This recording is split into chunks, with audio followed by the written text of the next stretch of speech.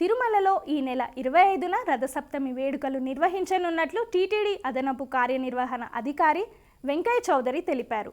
తిరుమలలోని పద్మావతి అతిథి గృహంలో రథసప్తమి ఏర్పాట్లపై సమీక్షించారు. రథసప్తమికి భక్తులు అధిక సంఖ్యలో రానున్న నేపథ్యంలో 24 నుంచి 26 వరకు స్లాటర్ సర్వదర్శనం టోకెన్ల జారీ రద్దు చేస్తున్నామని తెలిపారు.